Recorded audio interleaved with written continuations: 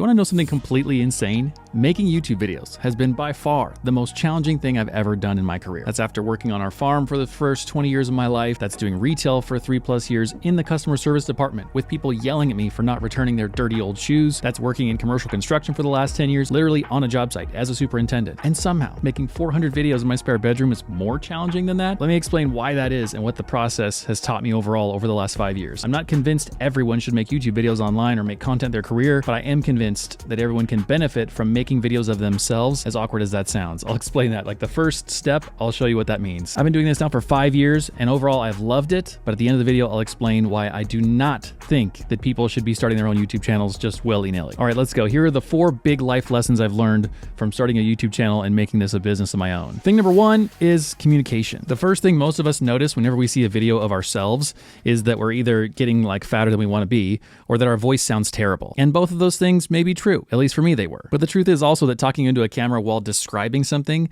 will make you a better public speaker and communicator. The fundamental elements of being a good communicator are tested every time that you have to talk into a camera. So if you want to be able to communicate ideas better, hold an audience better, manage your team well, or do anything else that involves verbal communication, then I'm going to challenge you to set up your phone, describe something for 10+ minutes a week, make a video, take that video, upload it to YouTube, wait 2 or 3 days, and then go back and watch it. And I've encouraged friends to do this. I don't know if anyone ever did actually, but what I say is to do that and then set the video to unlisted. That's like YouTube terminology for I can see the video. If I want to send the link to somebody else, they can see it, but literally no one else in the world can. It's set essentially to private unless I open the door for you. And even if you only do this 10 times, it's amazing what you'll learn about yourself. You'll hear the tone of voice that you're actually giving out to the world. You'll hear the differences in inflection. You'll hear the little nasty mouth noises you make when you talk that you didn't even realize that you did. You'll see your facial expressions for what they are. You'll see your body language. Am I moving? Am I not? Am I anxious? What am I doing with my hands? How many times have I touched my face? You'll practice your volume control. You'll also see like how much energy you're communicating. Like, am I high energy? Am I low energy?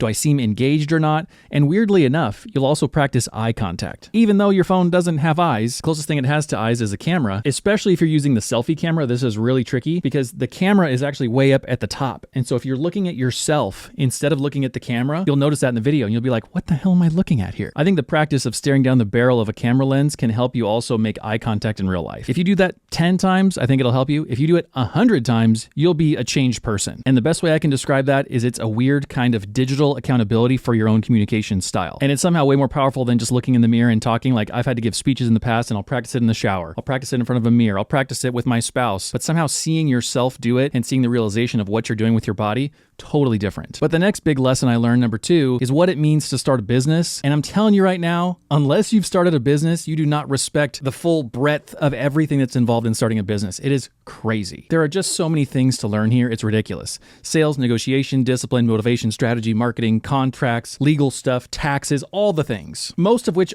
are outside of the business that anyone actually sees. Most of it's like the inner workings of your body. It's like your organs doing all the work, and all you see is everything that's happening outside the skin. Most of the work is happening underneath. I never appreciated the work it took to start and run a business until I did it myself, and it gives me a whole new appreciation for everyone who's done this, if you can call my little YouTube channel a business. The third big lesson I've learned over the last 5 years of doing this is money management and how that's different whenever you have your own business. Whenever you eat what you kill, you're a lot more careful about how you do both of those things, and you appreciate it a lot more. The first dollar that I ever made in my own business was so much more satisfying and precious to me than just another paycheck. It somehow just hits different whenever you've earned your own money through your own business, through your own thing. It's wild. The tricky thing is that it's more difficult to manage your money than you would think whenever you have kind of a business money situation and a personal money situation. A lot of people conflate those things and they actually kind of mess up their own finances because they don't keep them separate or they don't keep a record clearly. And so partially because I am doing this, talking about personal finance for a living, I felt an obligation to do a good job at it, but also from friends who've started businesses, from things I've read online, from research I've done, from talking to my accountant. It's really important to keep really accurate books, to keep everything really clear, and to make sure that you know what you're doing whenever you're running a business because it's easy to get in trouble. It's so funny online how many people talk about taxes being this amazing thing whenever you start a business because,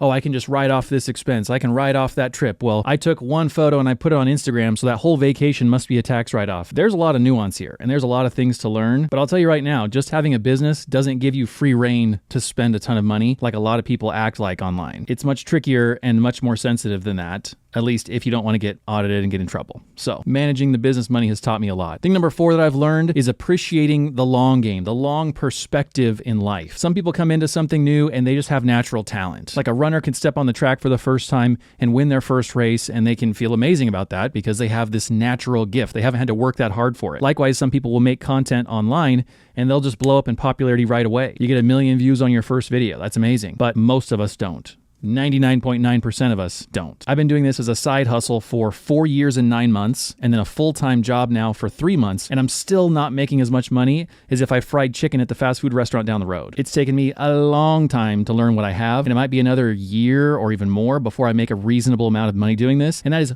way longer than I expected it to take. But the thing I try and reassure myself with is the truth that I get from the research I've done, from the books I've read, that says for you to be proficient at something, a top-level expert, a professional at basically any field that you want to be in, a 5 to 10 year trajectory is totally normal. Excellence takes a long time unless you're a talented freak that just has this innate built into you, and if so, that's fantastic. But for the rest of us, I think it's really helpful to have a longer time frame mapped out in our mind so our expectations are set right. And that dovetails right into my thoughts about not everyone doing this. I used to recommend that people start a YouTube channel. I thought, hey, if you've got a passion about motorcycles or baking or gardening or whatever the thing is, just start a channel. It's amazing. You should do it. The potential is there for this to be this wonderful lifestyle thing for you. You make a video every now and then. If you happen to get really popular, then it really pays off and it's amazing. Otherwise, it's fun. But now I feel differently. I think now that if you don't have 5 or 10 years minimum to give to this thing, then I don't recommend it at all, because you have to love it so much and you have to give so much time and energy and effort into it to make it a potential real thing for you, that if you don't love it that much, then it's probably a waste of time. I think a lot of people come into some kind of social media marketing, content making, influencer wannabe kind of lifestyle stuff, and they do it for between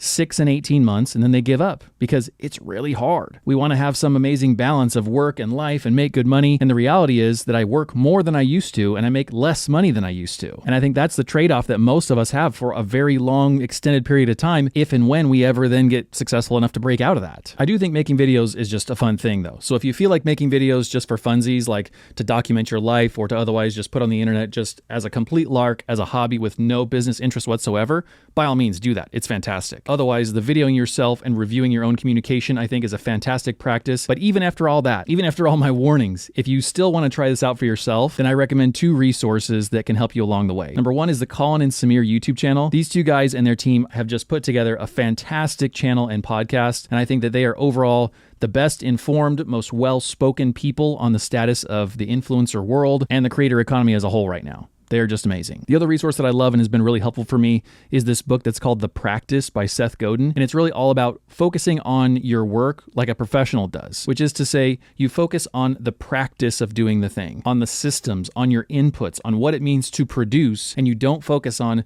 the outputs like the money or the acclaim or the fame, or in my case, the views, all those outward visible signs of success. If you're a professional, you do the work. Professional runners run. Professional writers write. So if you're doing something besides the thing that you want to be a professional at, and that's your first place to start. Go do the thing that you want to be a professional at, and then maybe sometime those outward rewards will come. If you watch this to get a little bit more insight into like me and what I'm doing, the whole reason for the axes back here is that I like axes and I like chopping wood. It's a good workout. I also proposed to my wife with an axe, and I feel like for us together to get better at personal finance and money and investing and understand what it means for us to be healthy people and manage our money in healthy ways, we can't just come to the world with blunt, dull, worthless instruments. We've got to be sharpening the axe. We've got to be getting ourselves more intelligent, more skilled, use better tools, use better tactics to handle our money in a way that aligns with our goals and with our purpose. And so that's kind of the axe analogy, if you missed it in previous videos. But the secret comment word for today is flight, because in a day I'm leaving to go on a trip, and so I may not see you guys for a couple days. I appreciate your patience with videos being a little bit more spaced out than they typically were, because I'll be gone on a trip, so it's hard to make videos for you. But we'll be back in action as soon as I get back. Thank you guys, and I'll see you tomorrow. Bye.